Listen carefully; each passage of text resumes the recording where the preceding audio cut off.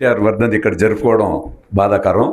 కానీ గొప్ప వ్యక్తిని తలుచుకోవడం మన అదృష్టంగా కూడా భావిస్తున్నాను.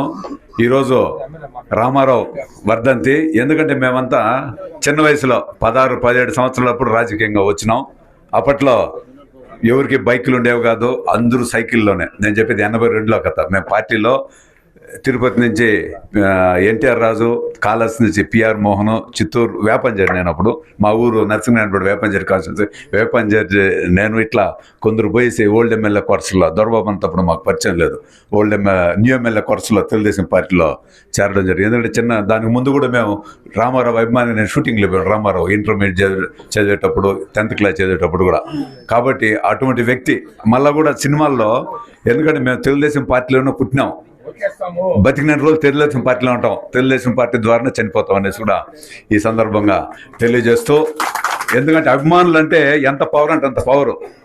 రామారావుకు అందరి హీరోలకు 40% ఉండేవాళ్ళు ఆ కాలంలో. 40%. ఒక్క రామారావుకు 60% ఉండేవాళ్ళు అభిమానులు.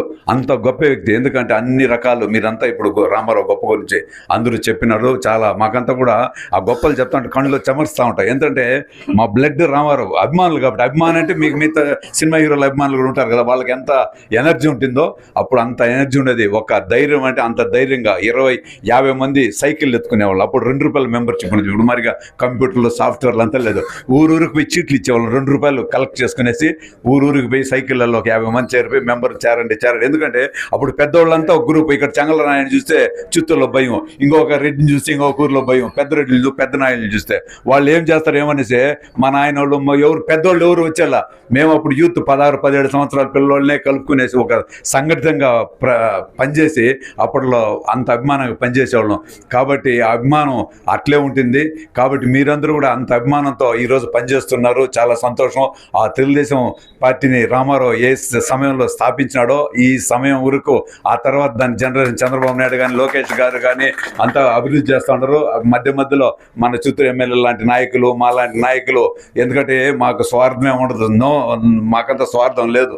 పని, పార్టీ, అభివృద్ధి కార్యక్రమాలు నీ అందులో తెలుగుదేశం వాడు ఎవడైతే వాడు మా కుటుంబ సభ్యులు. తెలుగుదేశం పార్టీని ఎవరు నమ్ముకున్నాడో వాడంతా మా అభిమానులు, మా నాయకులు వాళ్ళే అనేసి ఈ సందర్భంగా తెలియజేస్తూ ఈ అవకాశం కల్పించినాడు. మేము ఎమ్మెల్యే గారు ఏది చేసినా భారీగా ఉంటుంది. ఇంతకు ముందు చెప్పిన ఏది కానీ సినిమా సెట్టింగ్స్ టైప్లో భారీ స్థాయిలో ఉంటుంది. కాబట్టి అదేవిధంగా ఆయన పుట్టినరోజు భారీగానే చేస్తాడు. తెలుగుదేశం పార్టీ కార్యక్రమాలు కూడా భారీగానే చేస్తాడు. అదేవిధంగా చిరస్థాయిగా మనందరూ ఒకటిగా ఉండి తెలుగుదేశం పార్టీ కార్యకర్తలంతా కుటుంబ సభ్యులు చిన్న లొసుగులు లిసుగులు ఏది ఉన్నా కూడా అవంతా మర్చిపోయి వాళ్ళు కూడా అందరూ కలిసికట్టుగా పిఏలు కానీ కార్యకర్తలు కానీ అందరూ కూడా అందరినీ సమానంగా చూస్తూ, కార్యకర్త అనేవాడు కార్యకర్త నీ అనే మనిషి కాదు, కార్యకర్తను సమంగా అందరినీ చూసి కూడా ఈ పార్టీ అభివృద్ధికి ఎమ్మెల్యే గారి నాయకత్వంలో కృషి చేస్తారనేసి రాబోయే కార్పొరేషన్ ఎలక్షన్స్ కావచ్చు, మండల elections, sarpanch election single agenda YCP ఎక్కడ ఒక సీటు కూడా గెలవనీయకుండా చూసుకోవాలి మనందరూ కలిసికట్టుగా